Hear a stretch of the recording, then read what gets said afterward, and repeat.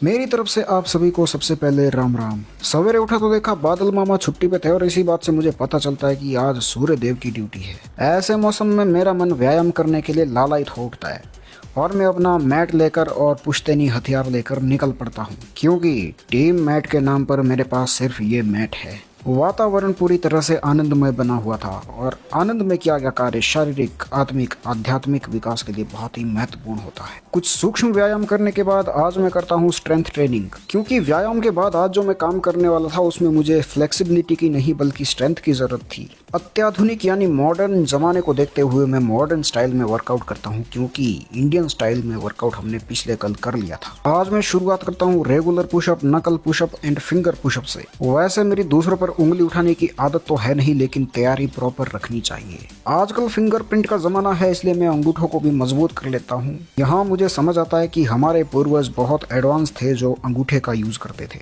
और जो लोग ज्यादा हवा में रहते हैं वो 2 फिंगर पुशअप ट्राई करें। इससे अच्छों की हवा निकल जाती है और आपका पेट भी मजबूत हो जाएगा।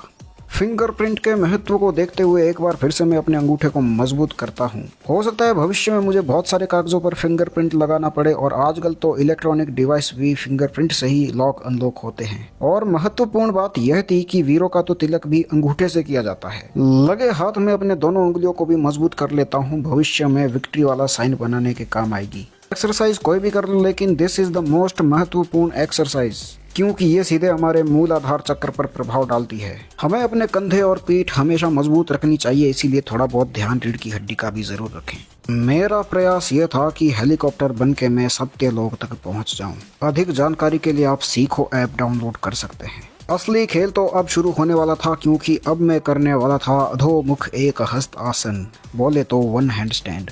हीरा मोती हैंडस्टैंड के बाद मैंने किया मोमबत्ती हैंडस्टैंड। इसके बाद मैंने डायमंड हैंडस्टैंड को थोड़ा तिरछा कर लिया, ताकि जितने भी डायमंड मेरे पेंट की जेब में थे वो सब नीचे गिर जाए। मेरे पेंट की जेब पूरी तरह से खाली थी, इसलिए इसके बाद मैं कर लेता हूँ फीगा हैंडस्टैंड। वैसे इसका नाम फीगा हैंडस्टैंड नहीं, बांगा हैंडस्टैंड होना चाहिए था।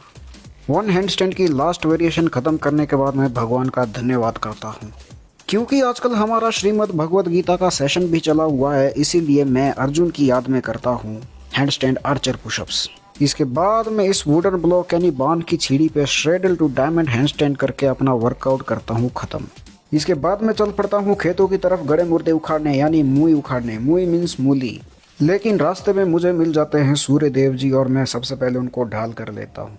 थोड़ी देर तक उनकी छत्र छाया में रहता हूँ, क्योंकि it is good for your skin, bone and eyesight. थोड़ी ही देर में मैं अपनी कर्म भूमि में पहुंच जाता हूं, जहां पे सबसे पहले थे पौधे, पौधे के नीचे थी हरी घास, घास के बीच थी मूल्य और मूल्यों के बीच था मैं। मुझे समझ ही नहीं आ रहा था सबसे पहले मैं क्या उखाड़ूं, इसीलिए मैंने सोचा सबसे पहले मुझे वो उखाड़ना चाहिए जो मैं उखाड़ सकता हूँ। बिना समय गवाए मैंने एक बैक फ्लिप किया और बीच खेत से मूली का पटान शुरू कर दिया। देखते ही देखते मैंने मूली का ढेर ठोक दिया, और ये मशीन हमने मूली धोने के लिए इंस्टॉल की है। थोड़ी ही देर में मेरे लिए नाश्ता भी आ जाता है, और पर ब्रह्म का आह्वान करते हुए मैं 2-4 रोटियां लपेट लेता हूं और अपने ओजरे में डालना शुरू करता हूं। ये मेरे लिए पेट्रोल और कोयले का काम करता है। इसके बाद बिना समय गवाए मैं निकल पड़ता हूं गाय माता के लिए हरा चारा लेने। हरा चारा लेके मैं निकल पड़ता हूं वापस गौशाला की ओर।